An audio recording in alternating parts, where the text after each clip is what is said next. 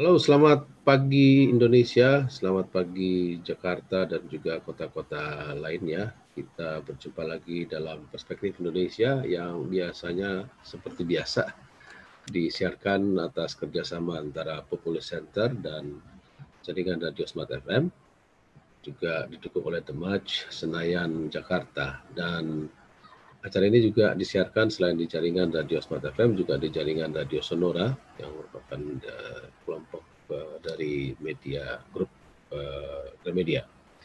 Kita juga mengudara selain di sejumlah radio tadi, juga kita mengudara di YouTube. Mulai beberapa detik lalu kita sudah muncul di YouTube dengan kanal Radio Smart FM. Juga di berbagai gawai kita bisa hadir juga dalam bentuk audio streaming di radiosmartfm.com dan juga beberapa aplikasi yang lainnya. Hari ini kita akan membahas topik yang mungkin tidak langsung terkait dengan dalam negeri, tetapi karena dalam negeri sendiri sudah cukup panas karena hembusan angin panas dari kutub selatan. Jadi kita melihat masalah yang mungkin tersambung dengan topik pekan lalu. Pekan lalu kita memberi judul for Biden, for Trump dengan tanda tanya. Kali ini kita sudah ambil pastikan bahwa yang memenangkan pemilihan Presiden Amerika Serikat, apalagi dengan jatuhnya Georgia sebagai negara bagian yang tidak pernah dimenangkan oleh Demokrat, sehingga perolehan suara elektoral dari Joseph Biden mencapai kurang lebih 300, sebuah jumlah yang barangkali jarang terjadi. Judul kita kali ini sedikit bercanda, yaitu Forbidden for Biden, dengan pertanyaan tentu saja, karena kita tahu Presiden petahana yang dikalahkan Donald Trump itu melakukan berbagai macam manuver. Salah satunya yang paling penting adalah memberhentikan Menteri Pertahanan, yaitu Mark Esper. Kita tidak lupa bahwa Menteri Pertahanan adalah minimal menteri kedua terkuat atau urutan ketiga terkuat di pemerintahan Amerika Serikat setelah Presiden, Menteri Luar Negeri, dan Menteri Pertahanan. Dan ini mungkin bukan kali pertama karena beliau sudah mengganti 3-4 Menteri Pertahanan dan bahkan beberapa pejabat senior di Kementerian Pertahanan di Pentagon, baik itu Kepala Staf Menteri Pertahanan dan 2 deputi, termasuk deputi bidang intelijen, itu mengundurkan diri. Apakah ini akan menandakan babak baru dalam tradisi beralihan kekuasaan Amerika Serikat yang seringkali berlangsung walaupun tegang, misalnya pada saat Al Gore dikalahkan oleh George W. Bush, juga pada saat Hillary Clinton melawan Donald Trump, tapi kita tidak tahu apa yang terjadi nanti. Di forum ini kita akan berdiskusi dengan sejumlah narasumber dengan kompetensi masing-masing yang sama-sama tingginya. Yang pertama saya perkenalkan seorang kawan lama yang merupakan anggota Dewan Perwakilan Rakyat Republik Indonesia 2 kali, ya, dan membidangi masalah politik dalam hal ini luar negeri, juga bekerja sebagai BKSAP, Badan Kerjasama Antar Parlemen. Nah, beliau adalah Dr. Susan Intias Nevo Handayani Kertopati. Selamat pagi, Mbak Nuning. Mikrofonnya belum dinyalakan. Selamat pagi. Sehat ya? Pagi Bang Isan, pagi Gin, Pak Irman. Ya. Juga tadi ada Prof Tirta ya. Ya, nanti kita akan todong juga Prof Tirta. Ya. Pagi, Bu. Oke. Yang kedua ada, ini kawan lama juga. Ini bukan berarti acara reunian ya. Ada Dr. Irman Gurmilang Lanti. Beliau adalah pengajar di Sekolah Pasca Sarjana Universitas Nasional yang juga merupakan pengamat dan peneliti masalah internasional. Selamat pagi, Dr. Irman. Pagi, Pak Ican. Pagi, ya. Bu Nuning. Bu Nuning. Abu Gigin. Iya, betul, Abu Gigin. Tapi bisa juga Pak Gidanto Sang. banyak warga negaraan.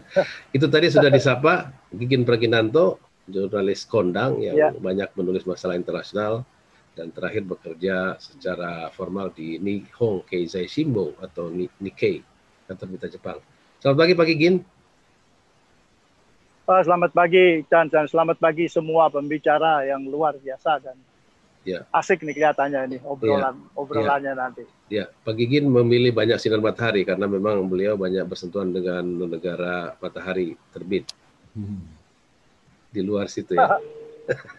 Ya, Patsy Widakuswara, senior koresponden dari Voice of America di White House di Gedung Putih akan bergabung sekitar lewat pukul 10 karena jam-jam sekarang beliau sedang ada acara atau sedang memberi kuliah. Namun kita akan mulai dulu dengan Ibu Nuning. Saya kira bukan hanya karena lady first, tapi juga beliau adalah mantan politisi. Saya kira mungkin sekarang masih politisi juga yang sekaligus banyak mengikuti isu-isu internasional dan pertahanan. Ibu Nuning, kalau kita lihat ya, ini kan sebuah anomali atau uncommon yang jarang terjadi. Apakah ini hanya karena kita bisa bilang dengan mudah ini mah karena dia agak sedeng aja, atau memang ini ada sebuah dari tanda petik kegilaannya ini punya sistem gitu atau berencana, atau bagaimana? Anda boleh memasuki diskusi kita dari mana saja. Terima kasih Bang Ihsan. Saya izin mendahului Bapak-Bapak semua ya. Kalau Mbak Patsy yang sudah lama nggak ketemu juga masih belum join. Saya hanya begini, Bang Ihsan, satu hal yang saya pikirkan ketika Bang Ihsan itu telepon saya ingin bicara. Saya takut sekali karena saya berpikir saya akan sendiri.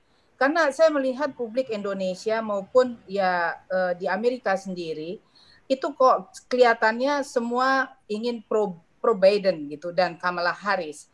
Di mana saya melihat kenapa sih tidak melihat secara objektif mereka itu seperti apa. Jadi jangan dilihat itu seperti drama dan seperti satu euforia di mana kita tidak bisa memasuki wilayah objektif. Nah, kalau saya melihat begini, kita melihat bahwa Biden ini adalah seorang globalis, internasionalis, di mana dia melawan Donald Trump yang kita lihat bersama dia adalah isolasionis ya. Dia bilateral, lebih ke bilateral daripada multilateral.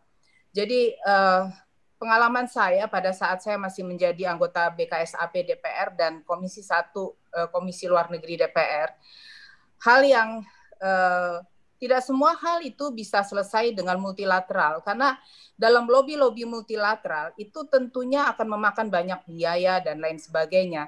Bilateral itu saya rasa lebih ringkes dan lebih masuk ke dalam satu pembicaraan yang inherent. Mungkin hal-hal yang tidak bisa terbaca pada multilateral, di dalam bilateral itu lebih bisa dibaca. Itu adalah satu pilihan yang selama ini saya lihat dimiliki oleh Donald Trump. Dan saya melihat mungkin selain euforia kemenangan Biden dan Kamala Harris ini, kita bisa membaca bahwa sebagai seorang internasionalis, Biden pasti akan masuk ke urusan rumah tangga negara-negara lain. Bahkan dengan Cina pun, apakah kita bertanya, apakah juga akan melakukan soft power seperti harapan publik, masyarakat pembaca ya, itu saya rasa enggak juga ya, karena kalau lihat ancaman Cina juga begitu kuat, itu apakah Amerika juga akan tetap diam untuk melakukan soft approach ya?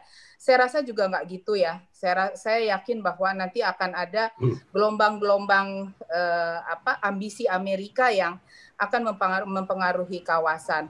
Kalau saya di dalam bidang pertahanan, saya hanya melihat begini, perang konvensional mungkin saja ada, tetapi apabila itu dibutuhkan, tetapi sekarang ini yang kita lihat kan Internet of Things itu menyebabkan kita juga harus berpacu dalam cyber defense. Jadi ya dalam hal ini juga saya rasa perang hibrida yang kita takutkan itu dengan satu konsep internasionalis yang dimiliki oleh Biden maupun Kamala, saya rasa itu harus menjadi satu perhatian dan kita juga harus berhati-hati di dalam Ibu Nuning, melihat ini. Ibu Nuning, Anda ingin mengatakan bahwa kalau sebagai seorang bilateralis, Donald Trump akan lebih mengurusi masalah domestik. Jadi kalaupun ada implikasi dengan kebijakan di luar negeri, itu dalam rangka kepentingan betul-betul rumah tangga gitu. Tetapi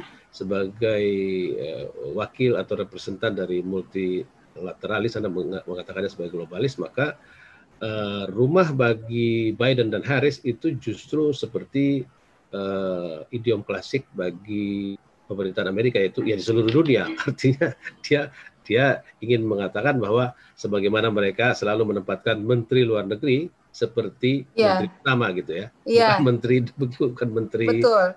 Dan kita juga di Indonesia, mohon maaf Bang Ihsan, saya sedikit singgung aja sebelum Bapak-bapak. Ya, kita punya masalah domestik di Indonesia, yang mana kita juga dalam hal ini kita mengendalikan dengan inward looking kita. Nah, tetapi ketika ada seorang Biden menang, kita juga agak khawatir nih urusan segala macam Papua dan lain sebagainya itu menjadi suatu perhatian bagi mereka gitu. Ya seperti juga di Cina ya, mungkin juga mereka akan hati-hati dalam melihat masalah Xinjiang dan juga Hong Kong ya, masalah demokrasi di Hong Kong dan lain sebagainya. Itu saja dari saya dulu, Bang Ihsan. Jadi intinya Anda ingin mengatakan bahwa kita ya tidak, bahwa di Amerika terjadi histeria dan Biden Harris adalah pasangan presiden dan wakil presiden terpilih dengan suara yang paling besar sepanjang sejarah modern, tapi itu tidak serta-merta membuat surga akan datang di negeri kita dalam konteks hubungan dengan Amerika maupun dalam konteks regional, begitu. Tapi saya juga melihat begini ya, lucu juga ya, ini kan bukan Indonesia, ini Amerika ya. Kok mail of balance-nya itu belum semua terkumpul, tapi kalau udah dinyatakan menang, euforia dan hura-hura, bahkan sampai ke Indonesia semua di wall Facebook semua memberi selamat dan lain sebagainya. Kenapa nggak tunggu aja sampai semua itu terkumpul dan ada hasil sah yang menyatakan bahwa Biden menang? Salah satu yang menunggu hasil formal adalah Vladimir Putin. Kalau Xi Jinping kan sudah mengucapkan. Ya, Putin mungkin sama dengan saya. Oke, good for you.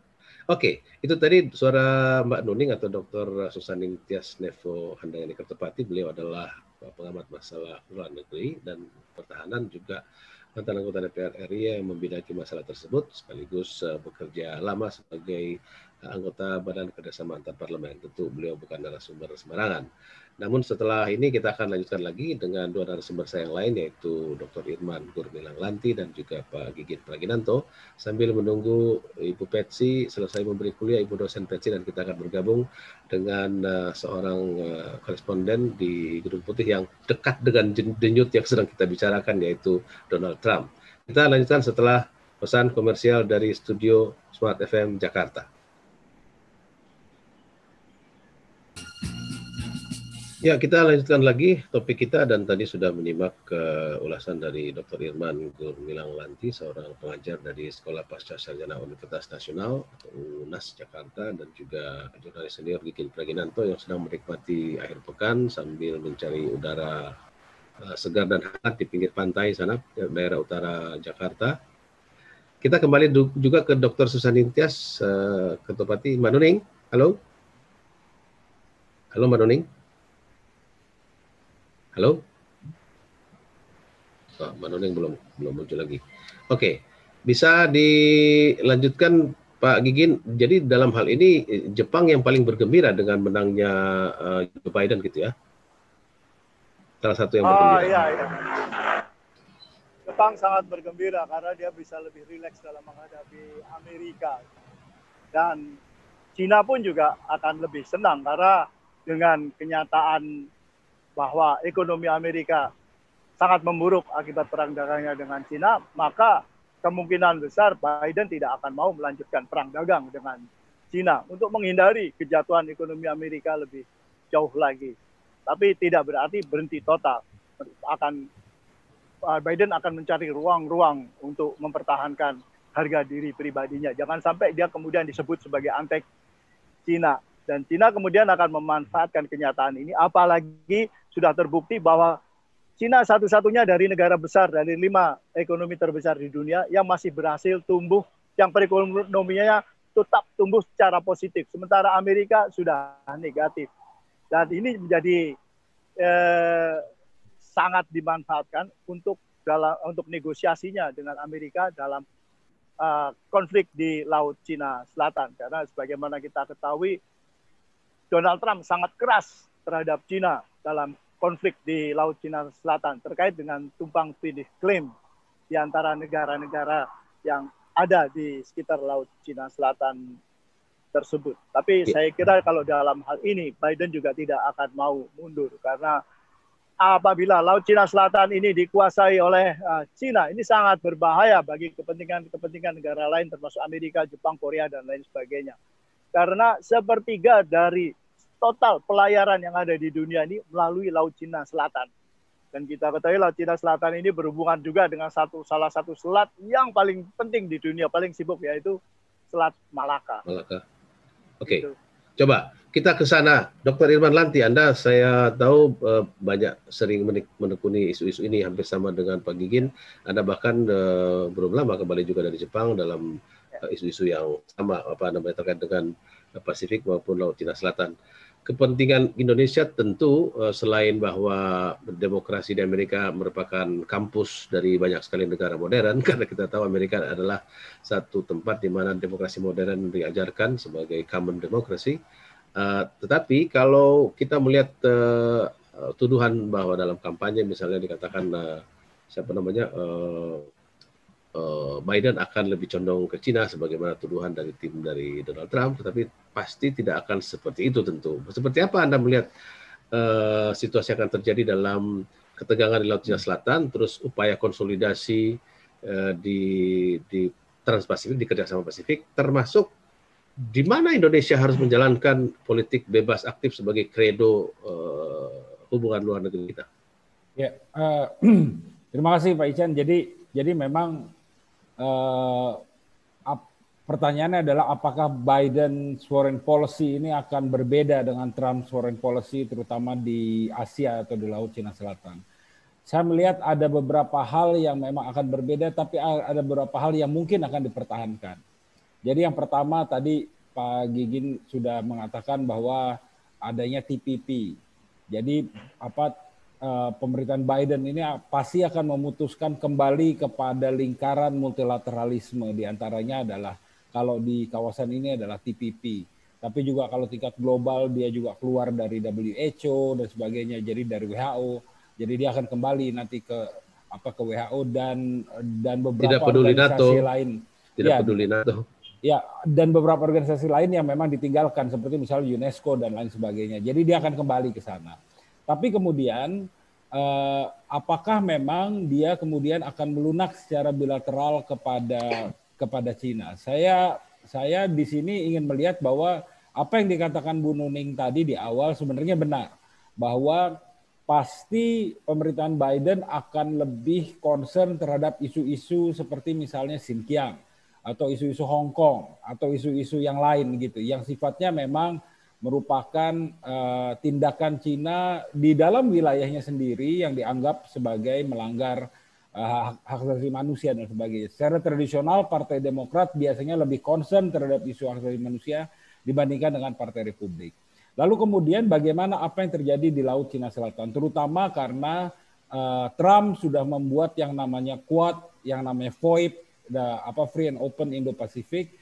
Dan ini agak sedikit sifatnya berlawanan secara detrimental atau secara 180 derajat berbeda dengan pendapatnya Cina yang kemudian menerapkan yang namanya 9 dash line atau 9 garis putus-putus di Laut Cina Selatan. Nah, sebenarnya kan kita melihat bahwa posisi ASEAN ini sebenarnya seperti pelanduk gitu ya di tengah-tengah gajah yang kemudian mati karena gajahnya bercinta. Dan sekarang pelanduknya gitu. Tidak terlalu aktif, tidak terlalu sibuk dan tidak terlalu kompak. Nah itu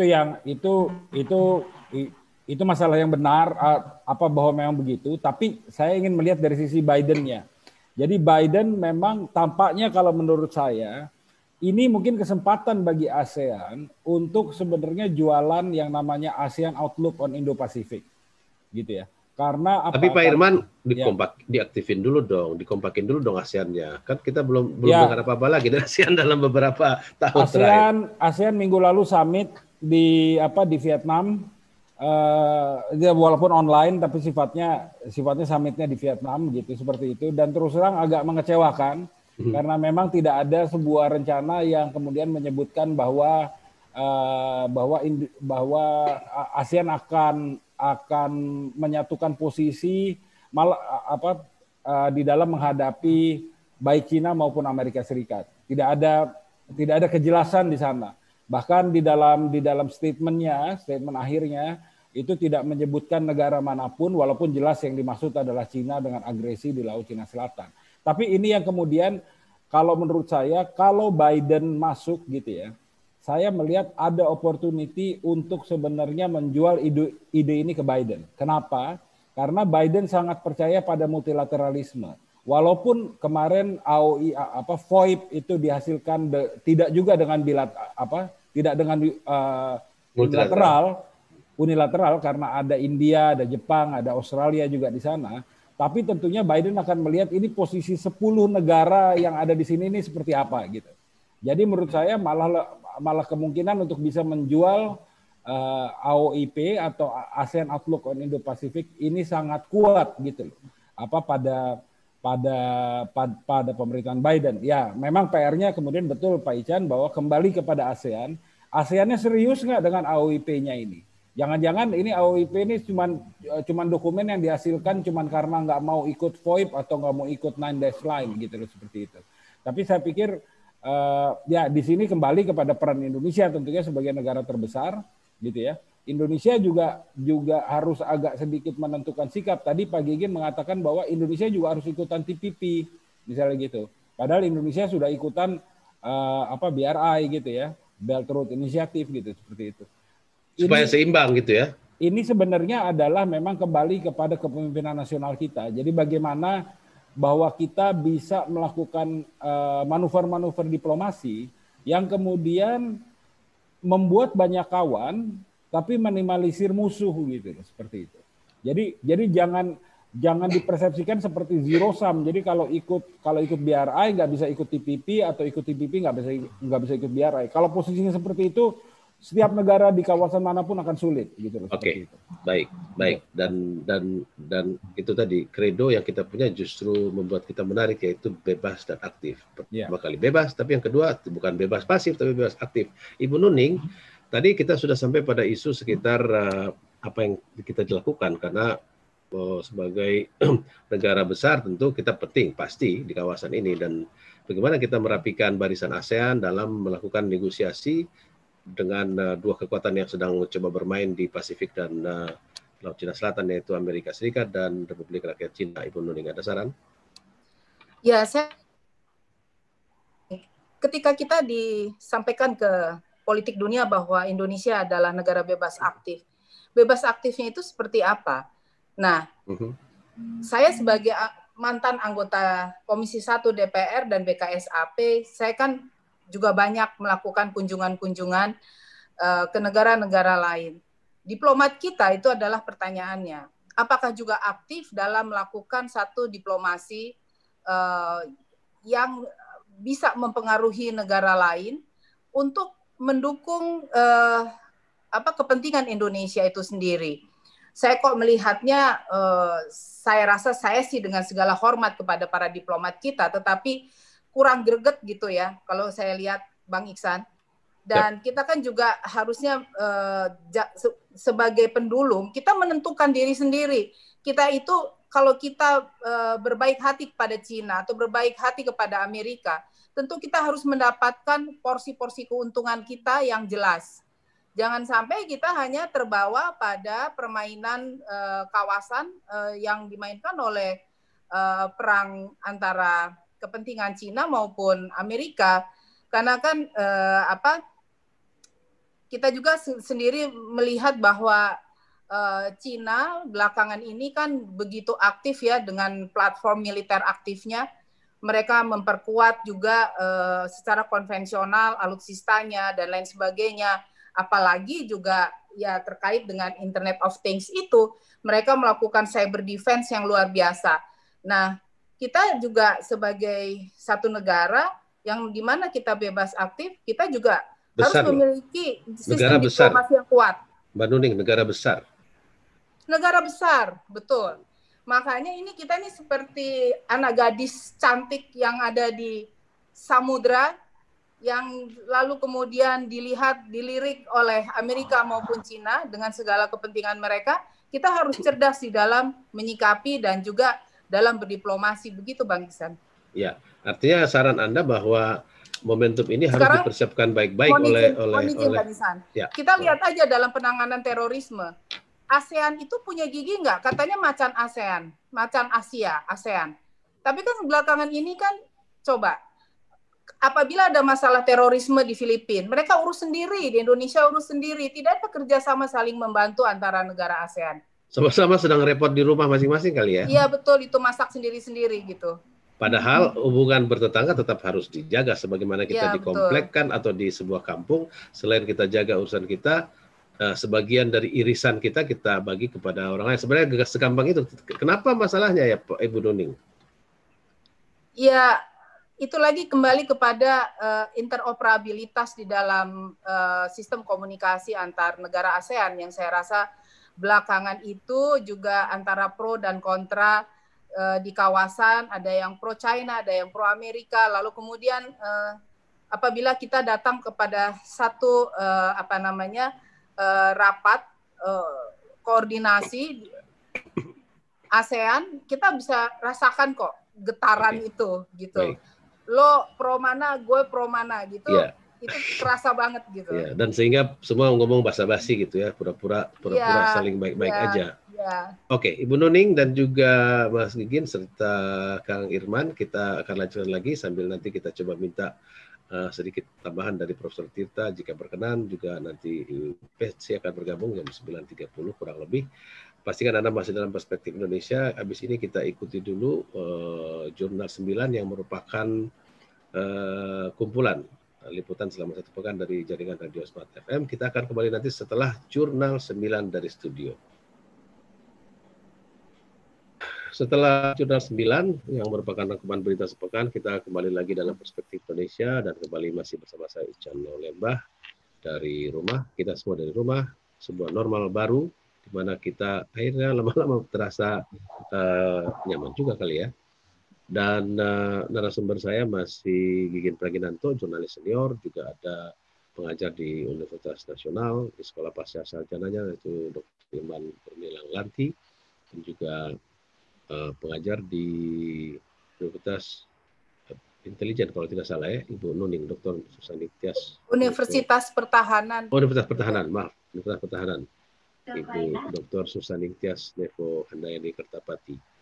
Dan tadi saya bilang ingin meminta sedikit ulasan dari Guru Besar Humas Nasional di Universitas Bina Nusantara, sekaligus kalau tidak salah beliau adalah ketua jurusan di sana ya, Profesor Dr. Tirta Mursi Tama. Silakan Profesor Tirta, tadi sudah mendengarkan apa yang disampaikan oleh Pak Gigin, Pak Irman maupun Ibu Nuning.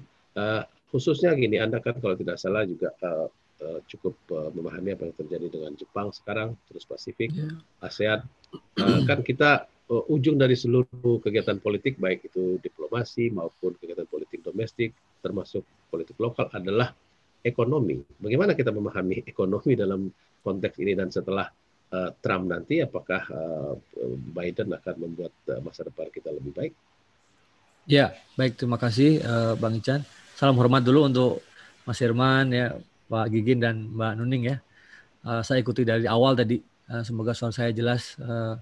Baik, menarik sekali memang melihat situasi perkembangan terakhir di Amerika Serikat. Tapi saya ingin menggarisbawahi tadi disampaikan oleh Pak Gigin ya, bahwa kalau saya melihat kembali ke multilateralisme, saya kira salah satu opsi ya.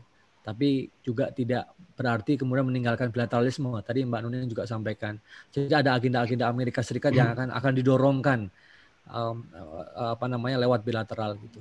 Nah, kita akan, paling tidak kita mengharapkan nanti Amerika akan kembali gitu ke fora internasional dan tidak lagi mengulangi dalam tanda kutip eksperimen yang menurut saya menjadi blunder Trump itu ya, keluar dari beberapa organisasi internasional. Kita harapkan itu mungkin terjadi dalam 3 atau 6 bulan ke depan. Itu yang pertama.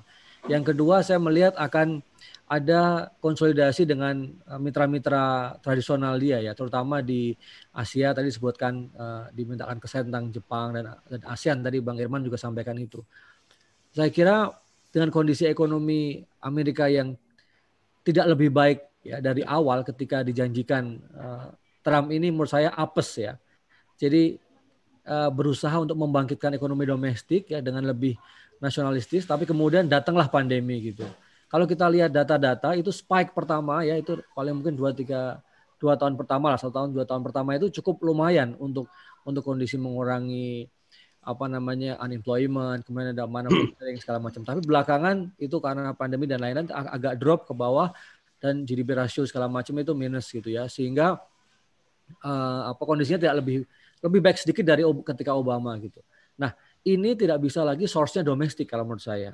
Jadi menghidupkan simpul-simpul yang ada di Jepang tadi ide TPP itu ya, ini kan sebenarnya bisa dijentikkan kembali gitu, diklikkan, dihidupkan kembali ketika misalnya bagaimana Jepang dan negara-negara yang ada di TPP walaupun mereka bergeraknya leaderless gitu ya. Kalau lihat beberapa negara yang di Eropa, iya kan. Jadi sebenarnya tanpa Amerika atau tidak, sebenarnya juga mereka tetap jalan karena itu berkaitan dengan hajat hidup mereka juga. Gitu. Kehilangan kiai kalau pun presiden.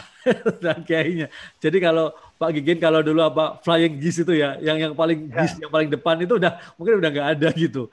Nah, tapi itu justru menurut saya jadi peluang buat Amerika Serikat. Apakah cukup sincere gitu kembali ke TPP ya, ke pangkuan teman-temannya. Jadi yang tidak lagi hanya ngambek gitu kemudian keluar dari fora-fora internasional. Nah, saya lihat seperti itu.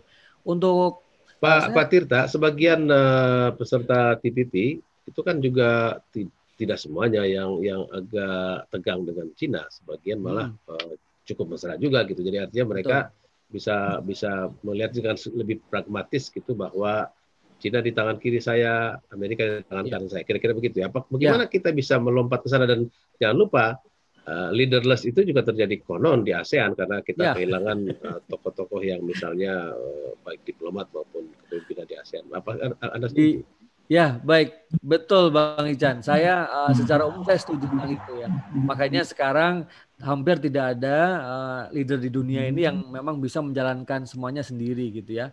Dan kita terlihat kondisi krisis atau pandemi ini kan membuat semua negara kembali ke dalam. Jadi mereka kembali menanyakan national leader mereka dan bahkan national leadership mereka seperti apa. Tidak hanya pada Perdana Menterinya atau Presidennya, tapi bagaimana kesatuan semua ya, kabinetnya itu bersatu. Dan juga kita lihat bagaimana bisa menghandle konstituennya atau situasi pemerintah masyarakatnya. Nah, saya akan kembali ke ASEAN dan juga strategi yang mungkin bisa diambil. Tidak lagi kita bisa clear cut begitu mengatakan bahwa ini kalau kita ke Amerika berarti tidak ke China gitu. Kalau kita ke TPP tidak juga ke BRI misalnya. Nah, ini saya kira sudah tidak seperti itu lagi, dan mungkin para pengkaji IR juga, international relations juga sudah melihat tidak lagi misalnya ya bandwagoning yang total begitu, tapi juga mencoba balancing interest. Nah, ASEAN ya kan terpecah juga. Saya lihat mereka memang pragmatis, dan kalau kembali ke Indonesia ya kita ini beruntung kredo bebas aktif, tapi ya begitu-gitu aja gitu. Nah, sekarang kalau mau kita sampaikan sebagai satu hal kesempatan ya, kita bisa ambil kesempatan kok saat ini. Kan toh kita dengan kita sekarang mengetahui bahwa kita cenderung ke China ya gitu ya, dan banyak proyek kita masuk gitu, walaupun ada maju mundurnya, banyak masalah juga, tapi relatif bisa dihandle. Nah, walaupun Amerika juga sempat komplain, tapi juga tidak berarti kemudian meninggalkan Indonesia kan.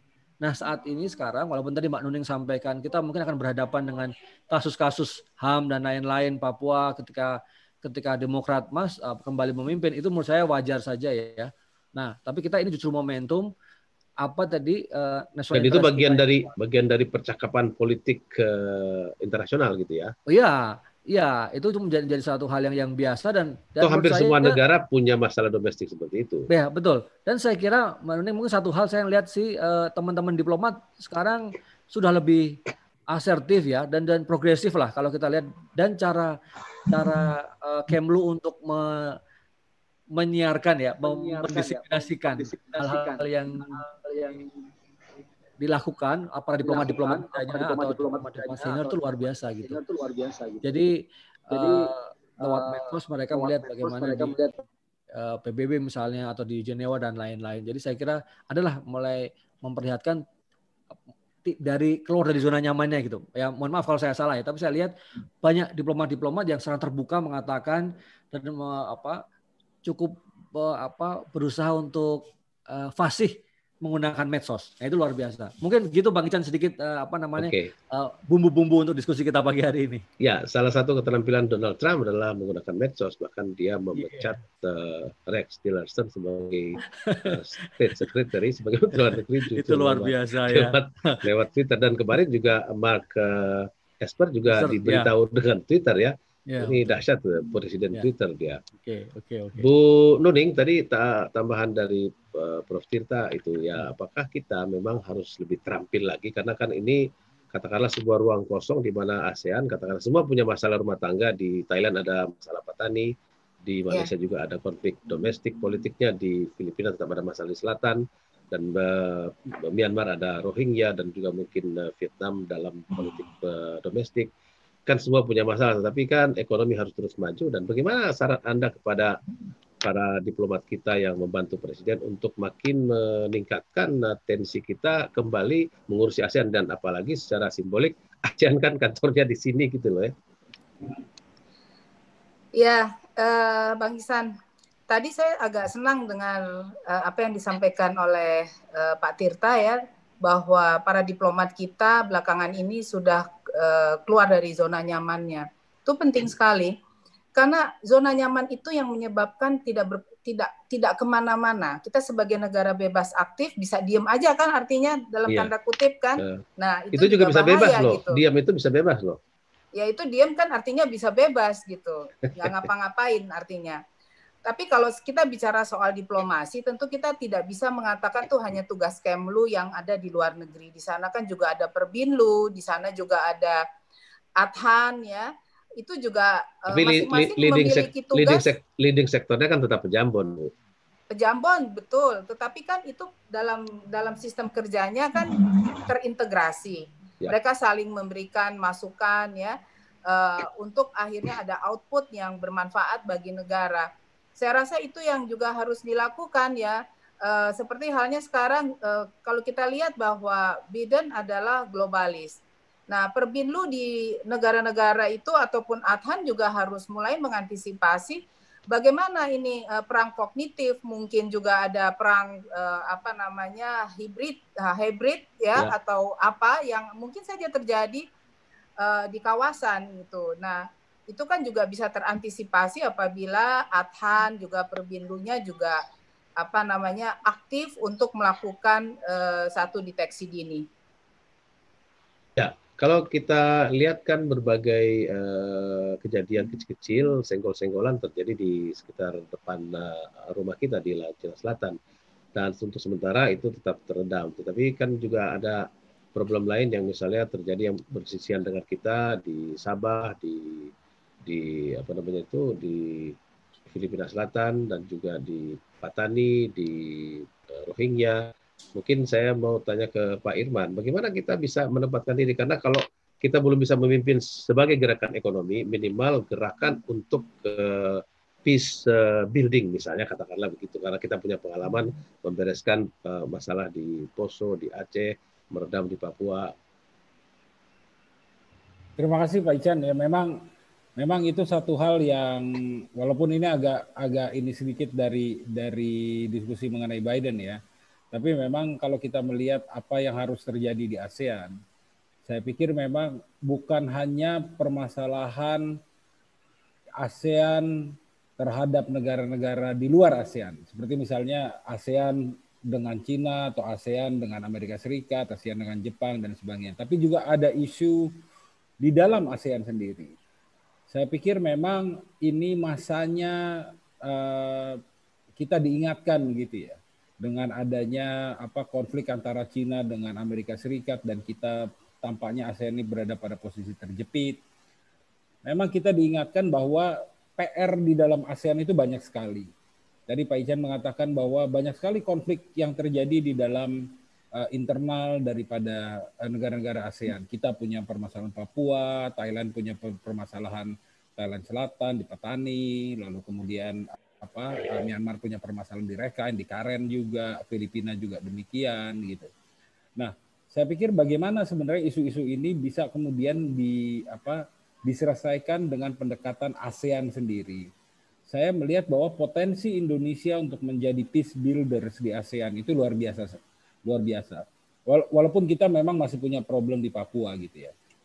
Tapi kita sudah pernah menyelesaikan permasalahan konflik Filipina dengan MNLF, pemerintah Filipina itu di Filipina Selatan.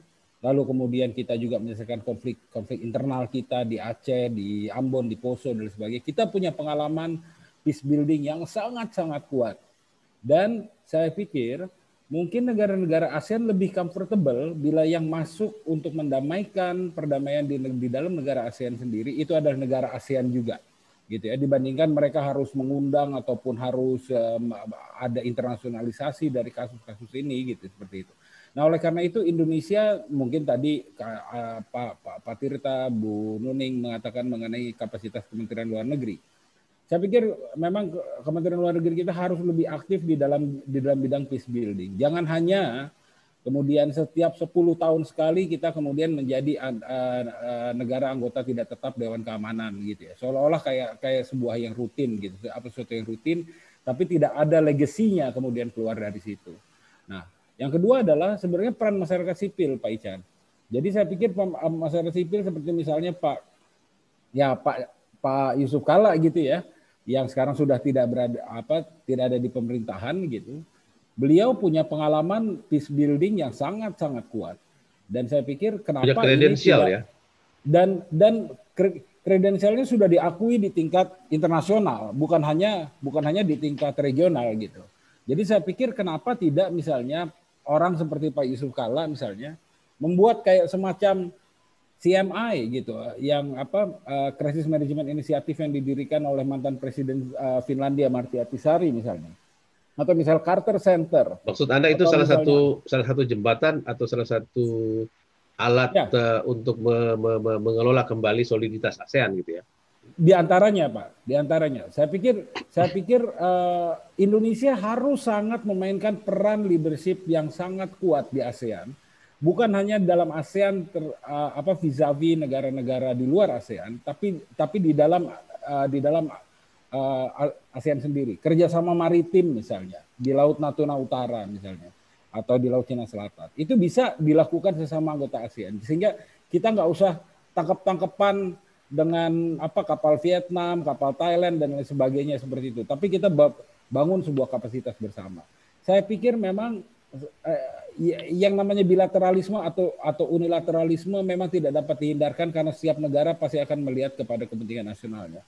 Tapi kita perlu untuk melihat bagaimana suatu saat bahwa kepentingan nasional kita is best served gitu ya, dengan mempunyai kekuatan di lingkungan ASEAN. Sekali lagi saya pikir itu kata kuncinya, Pak. Jadi hampir tidak pernah ada satu cara tunggal untuk mengurusi masalah internasional yang begini kompleks. Nanti saya akan datang juga ke Pak Gigin Praginanto sambil kita mencoba menghubungi Washington kira-kira 5 menit lagi. Kita istirahat dulu sebentar, Prof. Tirta, Dr. Irman, Pak Gigin, dan Ibu Nuning. Setelah ini kita akan kembali lagi dalam perspektif Indonesia dengan judul Forbidden for Biden dengan tanda tanya. Sesuai janji saya ingin ke Pak Gigin. Kalau pakai kacamata baca begini, Pak Gigin kelihatan seperti memang Gigin Praginanto, tapi tadi sempat kita lihat di layar Zoom pakai kacamata hitam, jadinya Don Praginanto. Ya, Pak Gigin, ya seperti tadi saya tanyakan kepada Pak Tirta, Pak Irman maupun Ibu Nuning, kan akhir dari semua upaya pemerintah berdiplomasi, hubungan internasional kan ujung-ujungnya adalah bagaimana ada manfaat ekonomi gitu. Nah, melihat situasi ini sebenarnya kita bisa memainkan peran pasti karena penting sekali, apalagi di sini juga ada salah satu negara besar yang tentu berharap-harap bahwa Indonesia harus tetap stabil karena mereka berada di belakang kita yaitu Australia, sehingga mestinya ini kan bisa jadi alat bargaining yang kuat baik kepada Australia sebagai sekutu Amerika di sini, juga kepada negara-negara ASEAN lain, atau juga bahkan kepada negara penting lain sebagai pemain penting di Pasifik yaitu Jepang. Apa yang bisa dilakukan kita oleh kita Pak Gigin? Yang pasti yang harus kita sadari adalah sekarang ini garis-garis tegas yang ditarik oleh Donald Trump karena policy America First-nya ini sudah mulai luntur. Karena America First ini ternyata juga direspon sangat keras oleh para sekutu tradisional Amerika seperti Kanada. Dalam berhubungan dengan Amerika juga mereka menerapkan namanya Canada first, Meksiko juga, Eropa juga, Jepang juga. Yang dulu telah dibangun pada berantakan. Yang dulu mereka bersinergi saling memperkuat, sekarang malah jadi saling melemahkan. Dan akhir ini juga lucunya juga terjadi di Cina. Jadi kalau menurut hasil survei US China Business Council, itu perkumpulan pedagang pengusaha Amerika di Amerika, itu terbukti bahwa hampir seluruh perusahaan-perusahaan Amerika yang ada di Cina tidak mau pindah, tidak mau dipengaruhi oleh Trump. Ya. Ada 14 yang mau pindah, 14% maksud saya dari anggotanya. Yang 4 karena barang-barangnya tidak laku, tidak sanggup bersaing. Yang lainnya yang 10% mereka mau pindah, tapi tidak kembali ke Amerika. Karena bisnis di Amerika jelas sangat tidak menguntungkan. Biaya produksi jadi mahal dan lain sebagainya. Sedangkan mereka yang mau tetap di Cina, mereka merasa bahwa bisnis di Cina itu lebih menguntungkan dan justru bisa memperkuat perekonomian Amerika. Karena apa? Karena perusahaan-perusahaan Amerika ini dengan keuntungan yang besar, mereka bisa memberikan sumbangan kepada Amerika secara lebih meyakinkan. Dan juga mereka bisa melakukan ekspansi kemana-mana karena produk-produk mereka bisa mempunyai daya saing yang sangat bagus bila dibandingkan dengan diproduksi di Amerika. Dan karena itu mereka mengatakan bahwa Amerika First itu tidak memperkuat industri Amerika. Kalau hanya berpikir bahwa hanya industri Amerika yang di dalam Amerika yang harus diperkuat. Dan lalu juga terbukti bahwa itu pun juga ternyata salah. Buktinya justru industri-industri Amerika mengalami banyak masalah setelah Trump melakukan atau merealisasikan politik Amerika First-nya. Dan Indonesia tentu sekarang bisa bermain lebih cantik, lebih leluasa dengan lunturnya garis-garis tegas yang dibangun oleh Trump. Misalnya meskipun sudah masuk ke dalam Asia Infrastructure Development Bank yang diprakarsai oleh Cina, Indonesia bisa tetap bermain dengan artinya masuk ke dalam Trans-Pacific Partnership Agreement misalnya. Jadi kaki kirinya di Laut Cina Selatan, kaki kanannya di Pasifik, tangan kiri kanannya mengurusi Australia dan ASEAN gitu ya, mestinya gampang ya.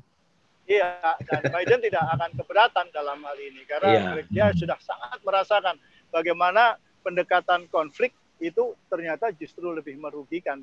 Oke. Dan Amerika sekarang sudah merasakan dampaknya, resesi ekonomi Amerika sangat dalam, sementara COVID-19 makin membahayakan, makin mengerikan di negaranya.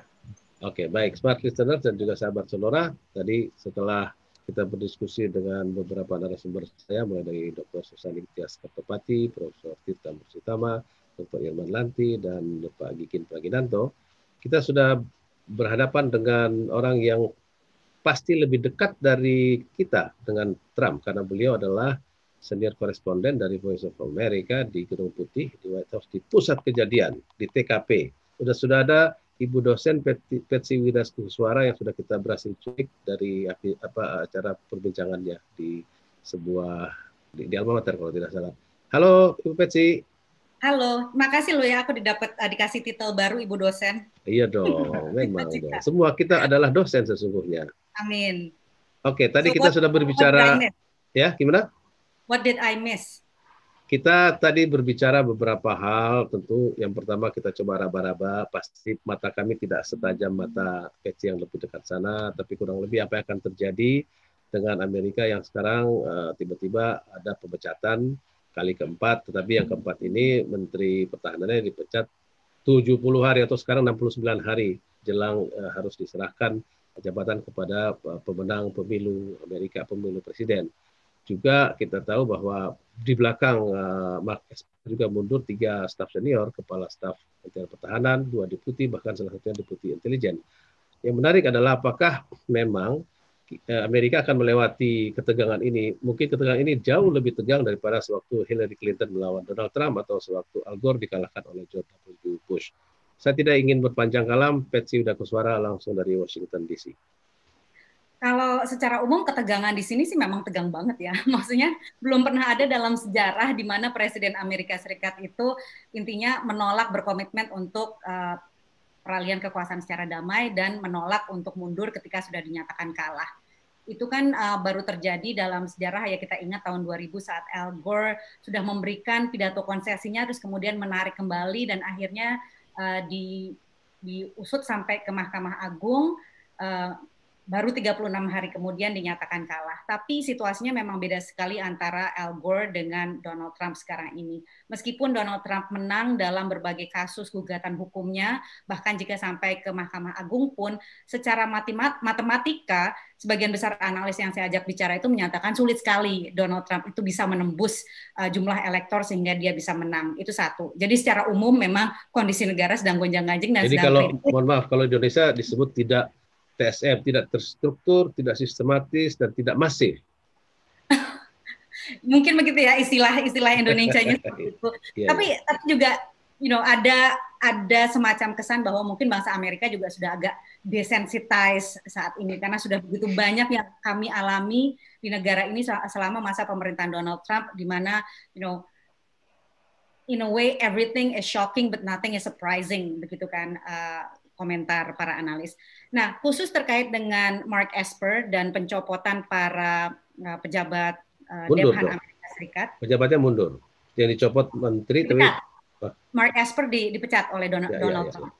Jadi itu kan kita mesti ingat ya, pada saat bulan Juni di Amerika Serikat, di tengah rame-ramenya gerakan Black Lives Matter, itu demo menuntut kesetaraan ras, bahkan sampai depan Gedung Putih. Dan pada saat itu Presiden Donald Trump keluar dari Gedung Putih, nyebrang jalan untuk berpose di depan gereja membawa Alkitab, ya kan?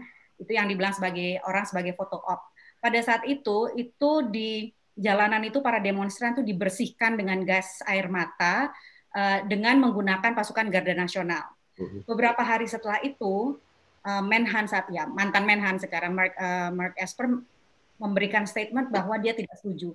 Pertama, dia tidak tahu bahwa itu yang akan dilakukan Presiden Trump, dan yang kedua bahwa dia tidak setuju penggunaan militer untuk memberantas demonstran. Nah, dari situ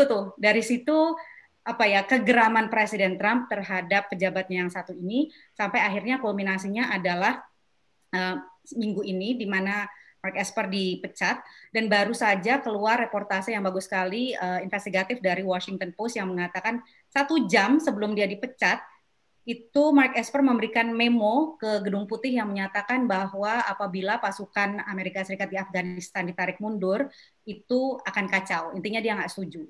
Jadi diperkirakan itulah salah satu spekulasinya ya, salah satu alasan penting kenapa Donald Trump akhirnya mencopot Mark Esper dan menggantinya dengan pejabat Christopher Miller yang baru ditempatkan di posisinya sebagai Direktur National Counterterrorism Center itu selama 10 bulan, dan sebelum itu jabatannya adalah 4 eselon di bawahnya.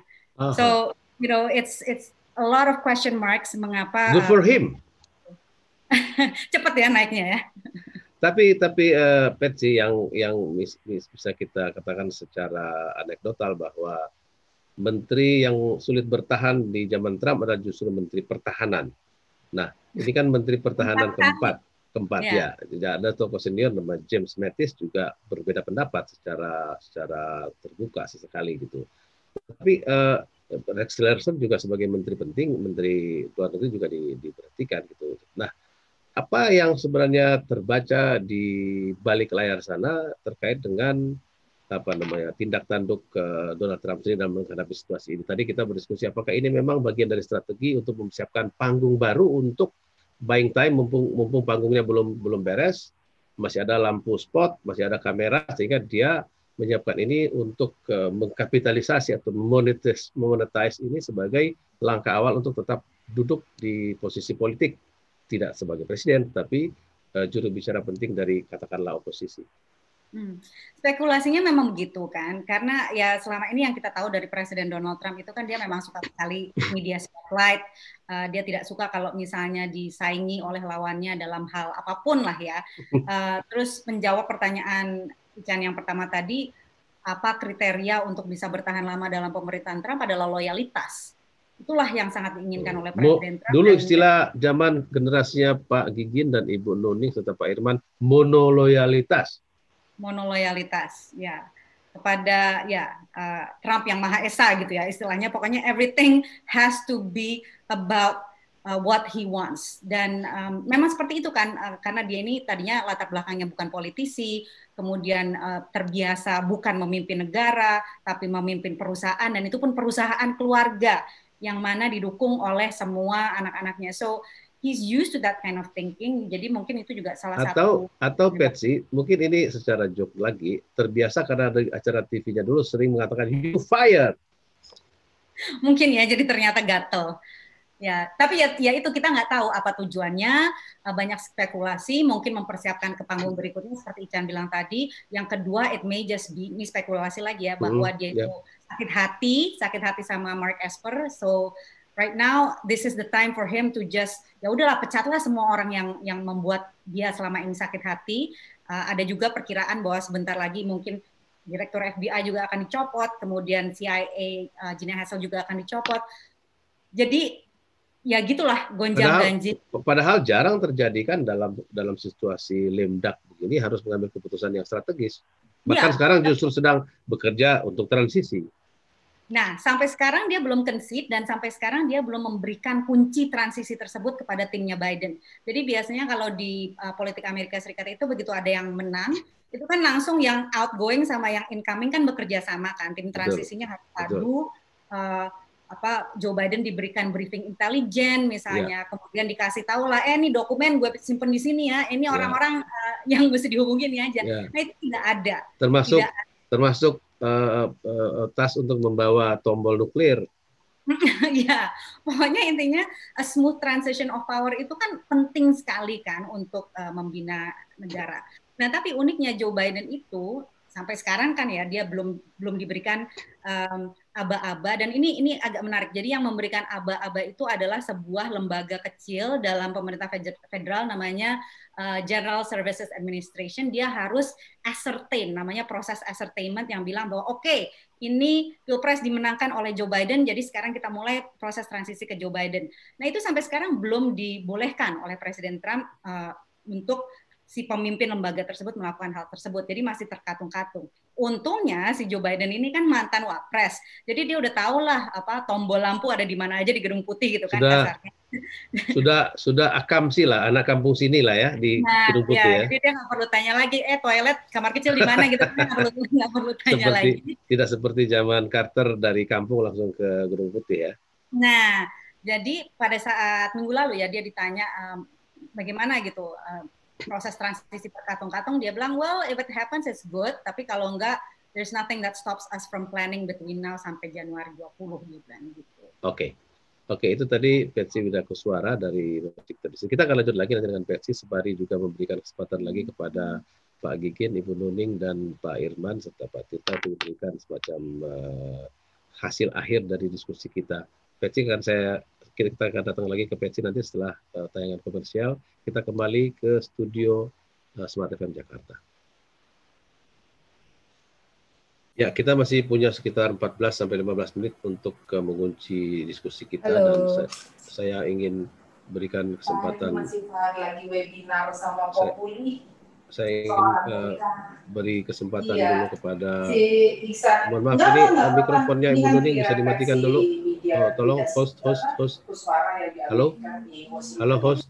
Ya, sorry. Ya, kita kembali ke sini.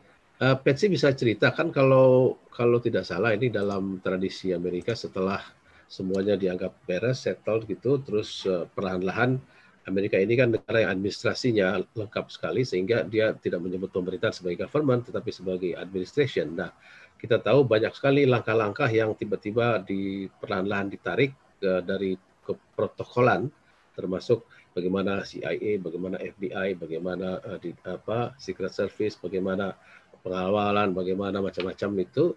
Apa yang akan terjadi dalam hari-hari belakang ini sampai ke pelantikan Patsy? Kalau secara normal ya itu tadi proses transisi yang secara teratur dan yang sudah diatur dalam Undang-Undang Presidential Transition Act itu kan namanya. Nah, itu undang-undang tersebut tidak dipatuhi oleh Presiden Trump karena dia memang belum mengaku kalah gitu kan. Tapi tadi sore dia di press conference dia kayaknya hampir keceplosan pada saat dia bilang bahwa ini tentang briefing tentang coronavirus ya, tentang vaksin, dan dia bilang bahwa di bawah masa pemerintahan saya sama sekali tidak akan ada lockdown. I don't know about dia tuh kayaknya mau ngomong the next administration atau the Biden administration atau gimana, tapi kemudian dia stop dan dia bilang I don't know what's going to happen gitu. Tapi intinya sih sekarang ini memang kuncinya tinggal apakah Presiden Trump ini akhirnya mau concede atau tidak, karena everything else will akan lebih mulus kayak gitu. Tapi dan keluarga terdekatnya juga terbelah dua kan, anak-anaknya pun ya. Spekulasinya begitu, sebagian ada yang bilang ya sudahlah Bapak lengser saja, sebagian lagi yang jangan Pak gitu kan. Tapi apapun yang terjadi, pidato konsesi dari seorang presiden yang outgoing itu tidak mutlak diperlukan untuk menjamin adanya presiden yang baru. Yang harus terjadi adalah pada tanggal 8 Desember itu semua gugatan hukum by law secara hukum itu sudah harus selesai, supaya pada tanggal 14 Desember para elektor di Amerika Serikat itu bisa memberikan suara resmi siapa yang akan menjadi presiden dan wakil presiden. Nah, skenarionya yang sekarang sedang dikhawatirkan oleh kubu Partai Demokrat adalah apabila Presiden Trump begitu dia menyadari bahwa secara hukum dia akan kalah, mungkin akan mencoba taktik baru, yaitu menghentikan negara bagian untuk mensertifikasi hasil Pilpres, dan bukan cuma itu, mengganti para elektor supaya para elektor tersebut menafikan mandat rakyat dan memilih Trump instead of Biden. Itu gila kan kalau misalnya sampai terjadi gitu. Itu bisa ada kemungkinan, atau presidennya tidak ada presiden. Ini adalah teori konspirasi takutannya Partai Demokrat, terutama karena mengingat awal minggu ini hari Senin itu Presiden Trump mengajukan gugatan di negara bagian Pennsylvania untuk menghentikan negara bagian tersebut mensertifikasi hasil Pilpres. So again, this is masalah yang intinya sekarang ini sih, di bawah setelah masa pemerintahan Presiden Trump itu warga Amerika itu belajar bahwa begitu banyak tradisi politik mereka itu is just based on traditions and norms, dan dicontohi di sebagian besar belahan dunia ini. Ya, dan bukan hukum gitu kan, semuanya adalah tradisi dan norma yang berdasarkan asumsi bahwa orang itu akan memilih presiden yang ya ikut norma dan ikut tradisi. Sementara sekarang ini kita punya presiden. Jadi sekarang mungkin mereka berpikir untuk kalau perlu dirinci aja aturan-aturannya secara hukum, secara undang-undang gitu ya. Iya, termasuk misalnya kenapa dia nggak mau mengajukan tax return-nya dia, informasi pajak dan finansialnya dia. Dan ini kembali lagi ke tadi ada satu pertanyaan yang masuk secara private ke saya. Kenapa sih Presiden Trump itu nggak mau nyerah? Apakah alasan dibaliknya misalnya ada kepentingan bisnis atau kepentingan hukum? Nah, kita tahu bahwa sekarang ini Presiden Trump itu sebetulnya banyak menghadapi gugatan hukum termasuk di negara bagian New York terkait dengan macam-macam lah, kepentingan bisnisnya dia, kemudian kepentingan bagaimana dia menggunakan bisnisnya itu untuk gain foreign favors, termasuk bisnisnya dengan Haritanu di Lido dan juga di Bali gitu kan, contohnya seperti itu. Dan juga macam-macam lah, ada yang soal kasus uang bungkam, perempuan yang menuduh dia seleweng dan sebagainya. So there's a lot of legal complaints yang dihadapi oleh Presiden Trump, dan mungkin itu yang sekarang sedang dinegosiasikan oleh timnya, what are the terms supaya lebih mulus gitu ya. Ya, mungkin perlu belajar sama mantan pejabat di Indonesia yang tidak menjadi presiden tapi menjadi menteri pertahanan. Ya. Oke. Itu tadi Patsy Widakuswara, dan waktu yang tersisa ingin saya berikan kepada narasumber yang lain untuk memberikan semacam katakanlah kesimpulan atau garis besar apa yang sudah kita diskusikan sejak jam 9 waktu Indonesia bagian Barat. Saya ingin mulai dari Pak Gigin Praginanto, mangga. Ya, saya kira pemerintah Indonesia harus betul-betul serius mempelajari kira-kira kebijakan apa yang akan diterapkan oleh Joe Biden, kebijakan luar negeri terutama yang menyangkut ASEAN dan Indonesia sendiri, sehingga Indonesia bisa mengambil manfaat. Karena kalau tidak, ya Indonesia akan hanya sekedar menjadi objek, tidak pernah menjadi subjek. Jadi ini pelajaran yang sangat penting. Yang saya kira detik ini juga Presiden harus memerintahkan seluruh stafnya untuk fokus mempelajari kira-kira apa yang akan dilakukan oleh Joe Biden terhadap ASEAN dan Indonesia. Itu aja. Menyiapkan berbagai skenario ya. Ya. Oke. Ibu Nuning, Ibu Susaning Tias Kartopati. Mangga. Nah, mikrofon belum hidup. Mikrofon.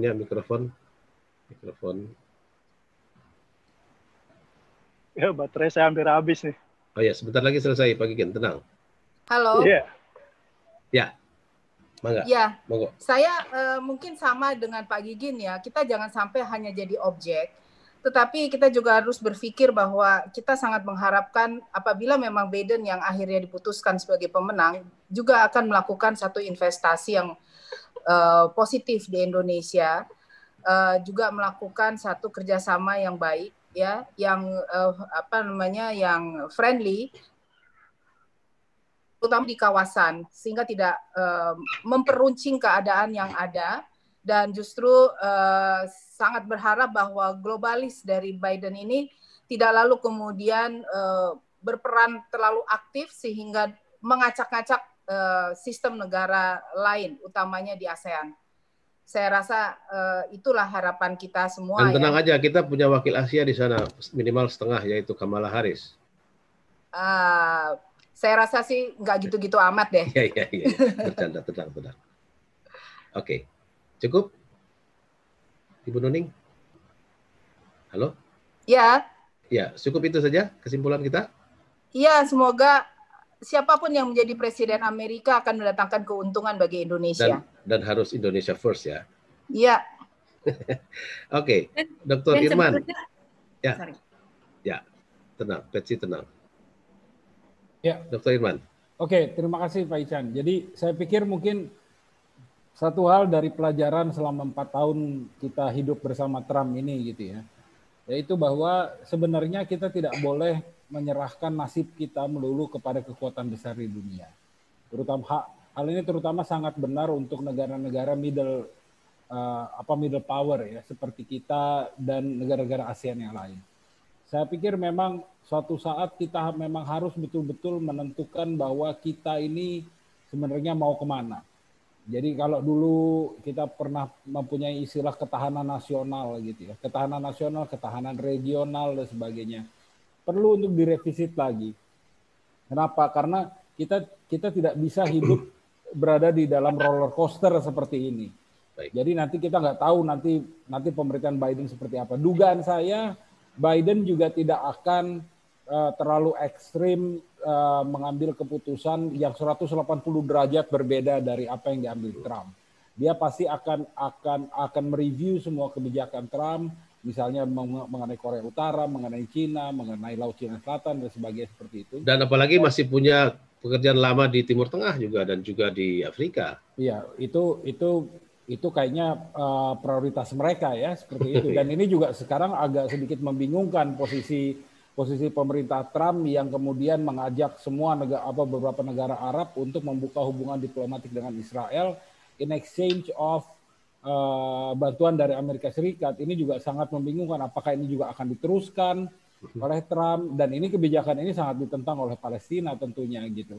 Jadi saya pikir banyak sekali yang memang agak sedikit membingungkan, tapi saya pikir justru karena itu Indonesia dan negara-negara ASEAN itu perlu memiliki posisi yang sebenarnya solid dan sangat kuat, gitu ya. Sehingga kemudian kita tidak mudah terombang-ambingkan dengan pergantian kekuasaan di Amerika Serikat. Belum nanti juga kalau misalnya ada mungkin pergantian blade di Cina misalnya dan seperti itu agak sedikit membingungkan kita. Oleh karena itu posisi kepemimpinan Indonesia di Vietnam di ASEAN itu sangat perlu dikuatkan. Itu PR kita. Kalau sedang mau main karate atau kungfu, kuda-kuda kita rapikan dulu. Nanti saya akan berakhir dengan Peci. Profesor Tirtan Mursitama, ada 1 menit.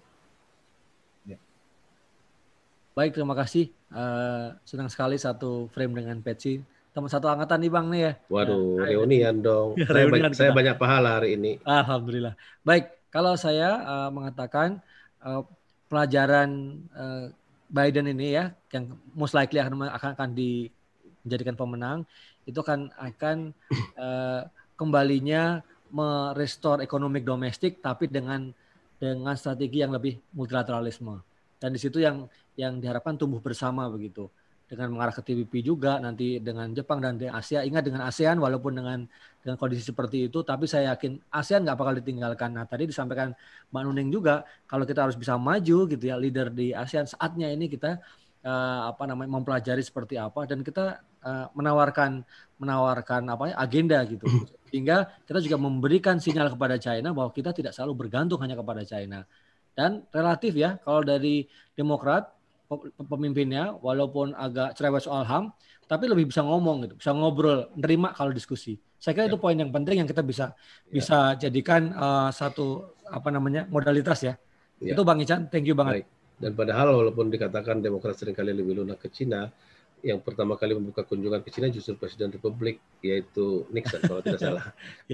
Silakan ditambahkan karena kita butuh apa yang akan kita rasakan besok-besok hari, karena banyak yang mengatakan Kamala Harris ini mungkin akan segera menjadi pengganti Biden, karena kita tahu usia Biden sudah sedemikian tua, dan sehingga mungkin dengan memberikan speech pada wakil presiden sesuatu yang mungkin tidak pernah. Kok didoain sih? Ya nggak apa-apa dong, doa itu kan baik selalu Bu Nuning. Ya, jadi kalau kita lihat speech dari wakil presiden elect itu kan jarang terjadi. Mungkin barangkali itu spekulasi. Saya nggak tahu di Amerika. Sekaligus mengunci pertemuan kita, Patsy. Jadi seperti yang disampaikan oleh Tirta itu benar, akan kembali mengarah ke Indonesia dan Asia Pasifik.